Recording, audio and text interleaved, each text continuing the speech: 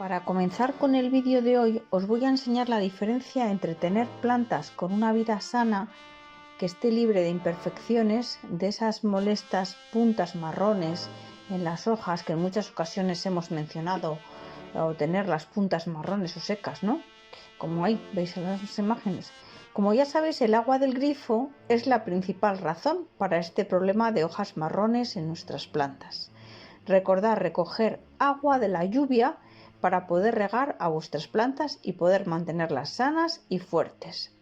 También podéis utilizar agua destilada o filtrada e incluso agua embotellada. Pero bueno, lo que ocurre es que esto último sale mucho más caro. Bueno, antes de seguir quiero recordarte que estás en el canal de Flores y Mariposas y que si todavía no te has suscrito lo hagas ahora mismo para no perderte futuros vídeos muy interesantes.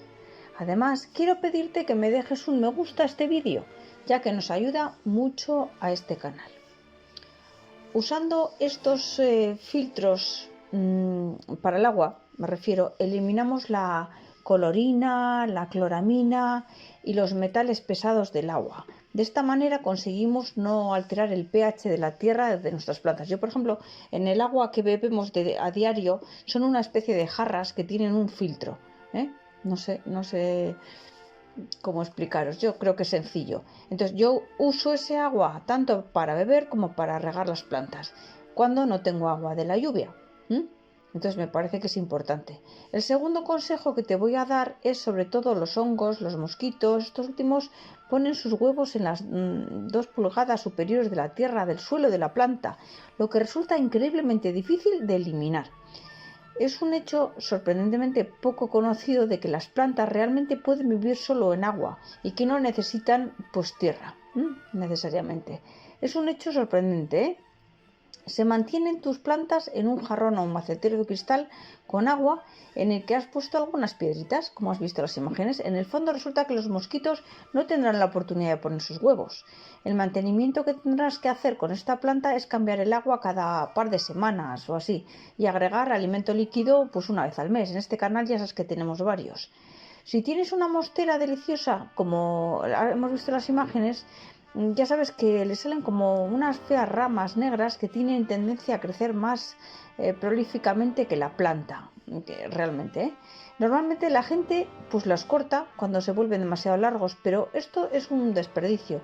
Podemos en su lugar dirigirlas al suelo de la planta para que se conviertan en raíces. Y a medida que acceden a la humedad y a los nutrientes se adhieren al centro, al árbol, y la planta se hace como más fuerte. Y los nutrientes que dan a la planta normal también los cogen esas ramitas. Lo que yo suelo hacer es que en lugar de cortarlos los coloco en un recipiente con agua. Esto las convierte en raíces de agua. Otra de las plantas muy conocidas, y seguro que ya la tienes, es la que estás viendo en las imágenes, la potos o la filodendro. El problema es que la gente a menudo guarda estas plantas en su casa de forma incorrecta. Resulta que mucha gente coloca colgadas estas plantas y no debería de hacerlo así. La manera correcta es dejar la planta posada en un lugar y animarla a que sus hojas se extiendan a sus lados. Resulta que usando unos simples ganchitos de plástico podrás extender las plantas todo lo que tú quieras.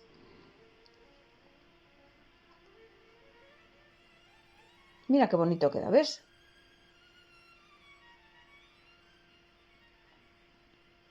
Ahí lo ves.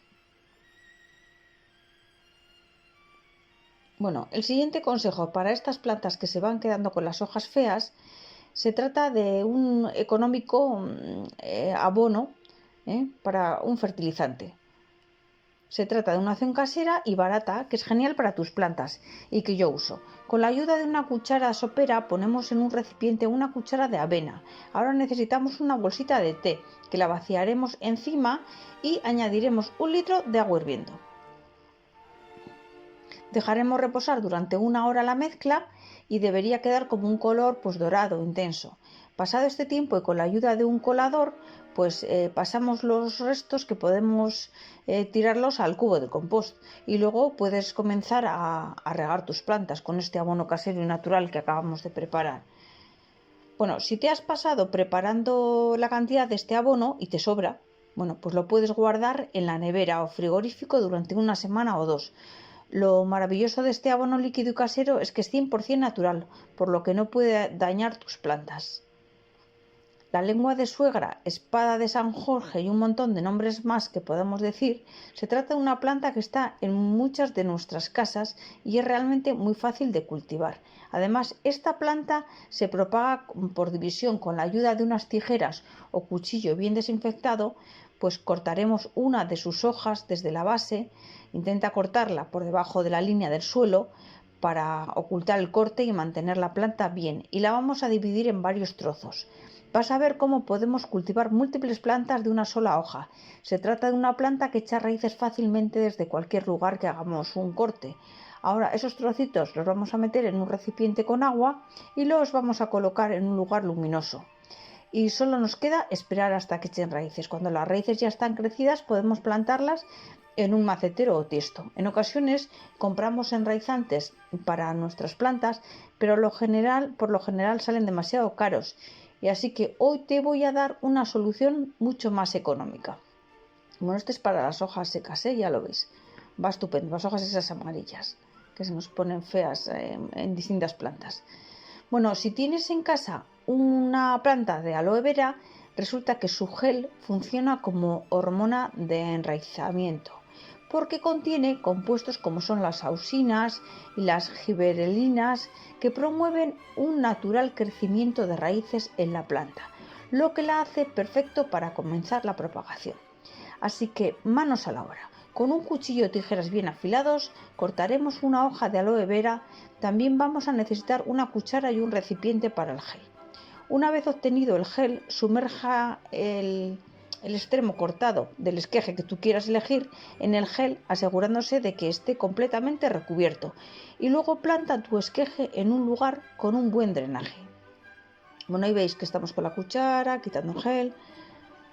Bueno, también es importante que el esqueje ese que has plantado nuevamente lo coloques en un lugar cálido, en una ubicación luminosa, fuera de la luz solar directa. El esqueje deberá enraizar en unas pocas semanas. ¿Veis qué bonito? Bueno, amigos, espero que os haya gustado mis trucos de hoy, que los pongáis en práctica. Gracias por quedaros hasta el final del vídeo. Compartir este vídeo con familiares y amigos que les pudiera interesar. Déjame un me gusta y te espero en el próximo vídeo. Un saludo.